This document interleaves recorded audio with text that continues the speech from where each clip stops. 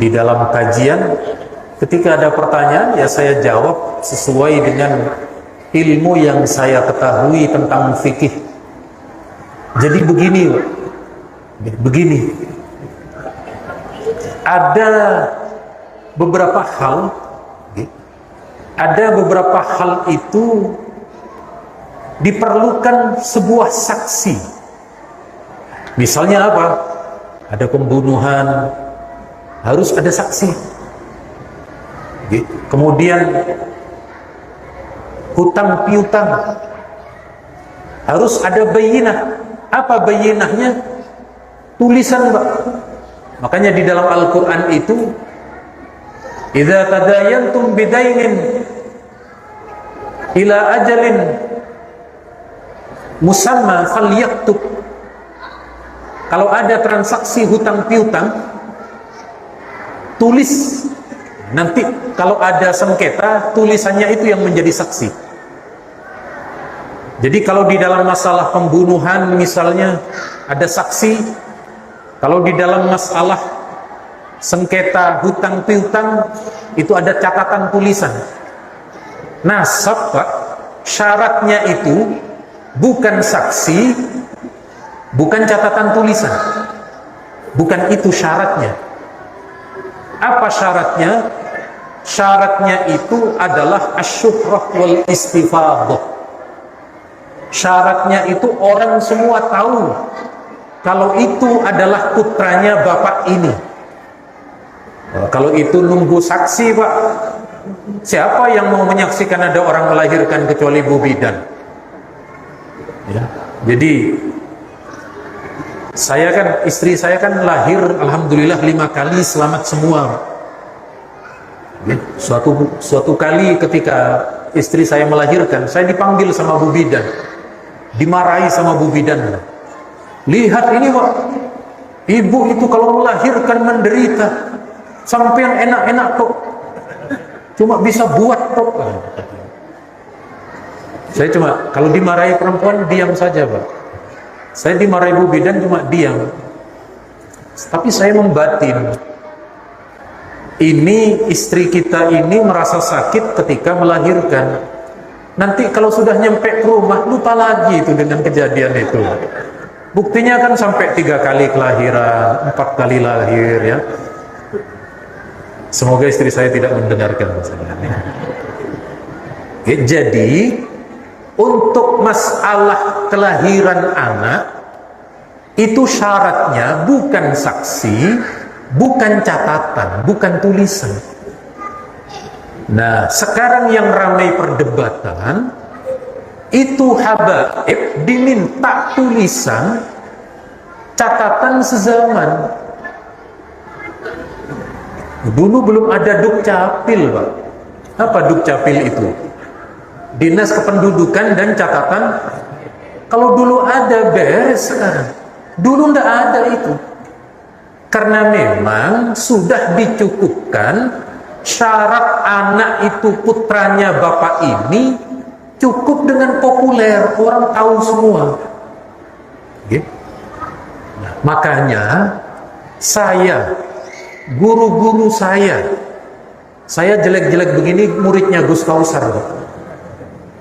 Cuma kalah ganteng sama kalah pinter gitu aja. Dan kalah segala-galanya kalau dengan Gus Kausar.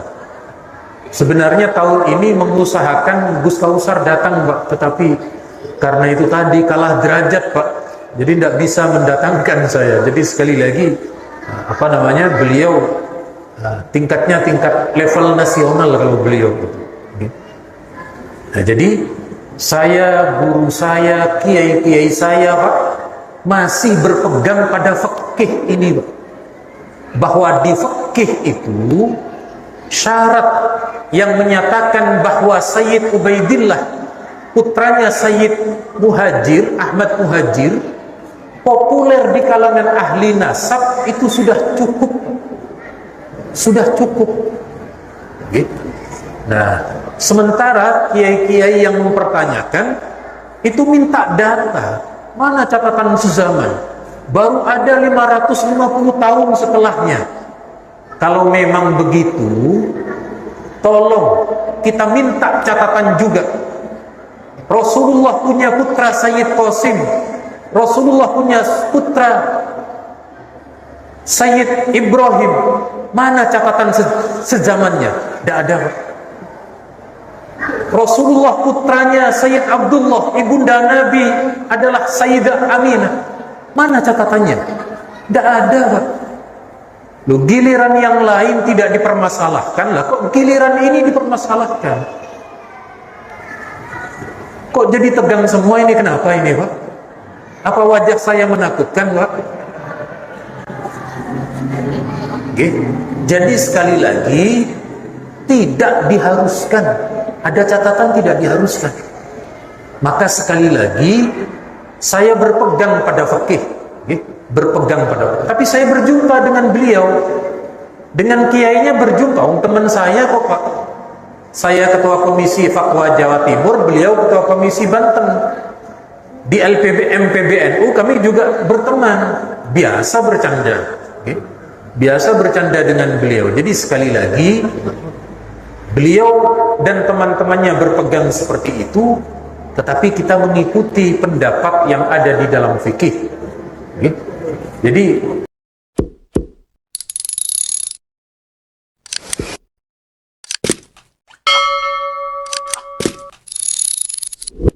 tentang pertanyaan kawan-kawan santri dan para kiai tentang pernyataan Kiai Ma'ruf Khazin yang telah mengatakan selesai nasabnya kaum para habaib ini sudah subut secara syukrah wal istifadah.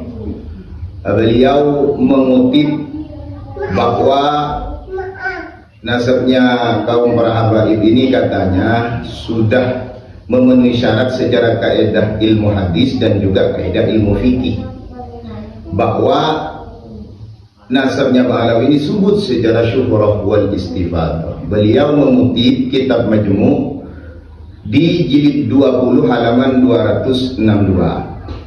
Padahal bunyinya seperti ini. Fa in istafadha anna fulan ibnu fulan au anna fulan hashimiyun, anna fulanan hashimiyun au umumiyun, jaza ayyushhada bih. Apabila nasab itu sudah istifadah bahwa fulan anaknya fulan atau fulan ini hashimiyin, maka boleh untuk menjadi saksi bahwa nasab itu subut, bisa dipertanggungjawabkan di pengadilan.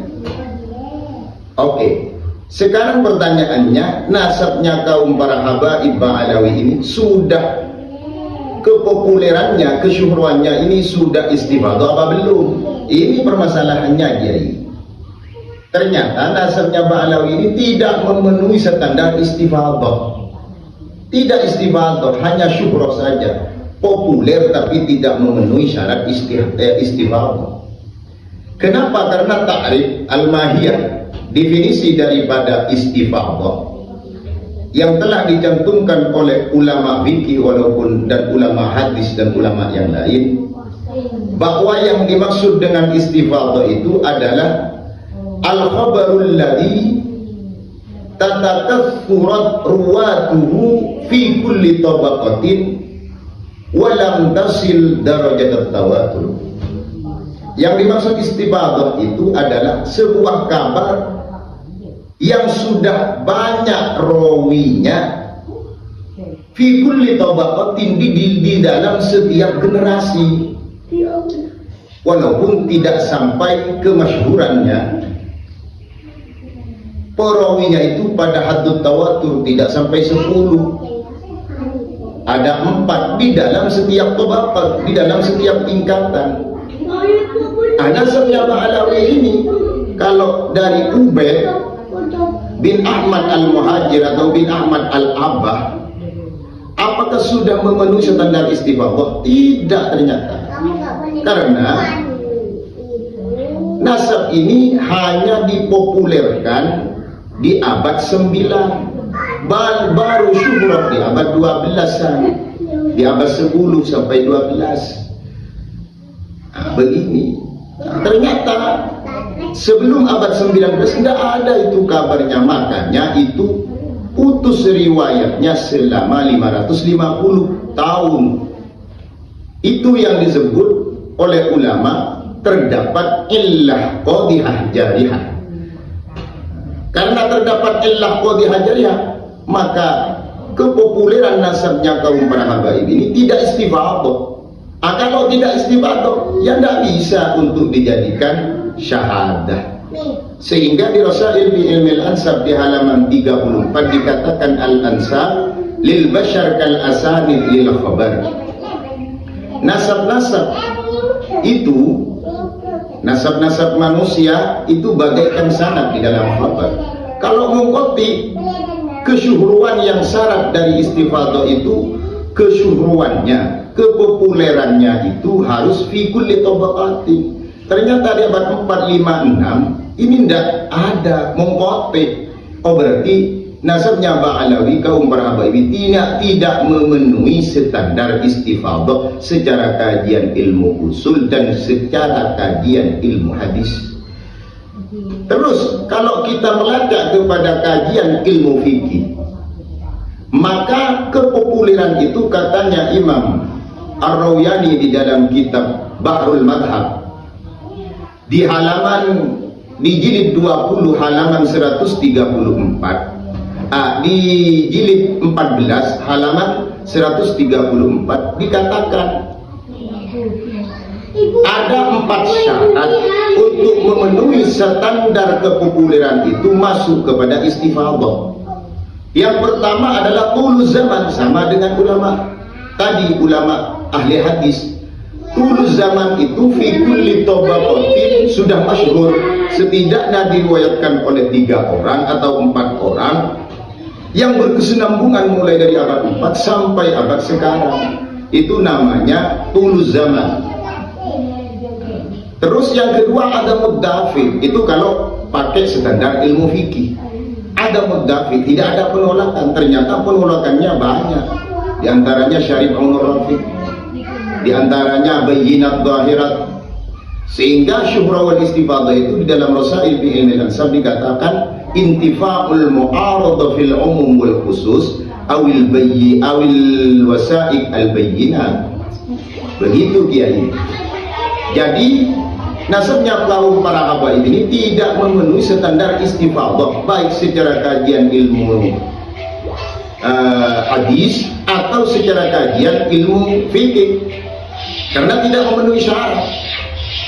Apalagi ini nasab tidak istifadah. Yang sudah istifadah saja apabila menyalahi data dan kenyataan yang valid itu gugur kok. Seperti yang dikatakan oleh Imam Ibnu Hajar Al-Asqalani dalam kitabnya Al-Jawabul Jalil di jilid 1 halaman 47 dikatakan fa innal nasab yasbutu bil istifadah illa ayasbuta ma yukhalifu. Sesungguhnya nasab itu bisa tetap dengan istifadah kecuali istifadahnya menyalahi sesuatu fakta yang valid dan kenyataan yang bisa dibuktikan. Ini sudah gagal. Nasab yang sudah istifadah memenuhi unsur syarat istifadah bisa gagal apabila menyalahi kevalidannya, menyalahi kaedah-kaedah yang telah nyata. Apalagi nasab ini sudah batal secara kajian ilmu nasab. Secara kajian ilmu sejarah juga batal, karena di dalam data internal dan eksternal mereka dikatakan bahwa Ubaid dengan ayahnya Ahmad Al-Muhajir ini hijrahnya di abad 6 tahun 540, itu dalam kitab mereka dan kitab internal yang lain. Sedangkan Sayyid Ahmad Al-Abbah bin Isa bin Muhammad Al-Naqib ini sudah wafat di pertengahan abad 4. Ya, mustahil lah secara kajian ilmu sejarah. Secara kajian biologi, secara genetika darah, ternyata tidak ada kemiripan dan ketidak ada unsur kode-kode yang sama dengan darahnya Ahlul Bait. Tidak ada.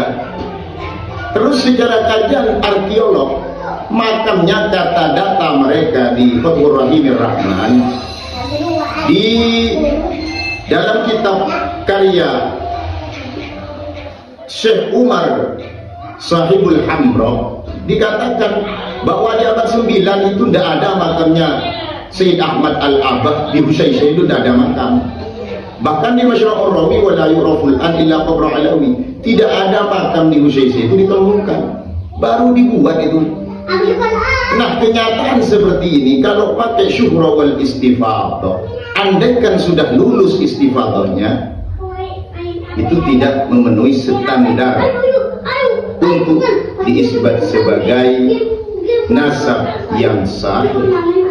Apalagi nasabnya kaum Ba'alawi para Habib ini tidak memenuhi standar istifadhah. Begitu saudaraku.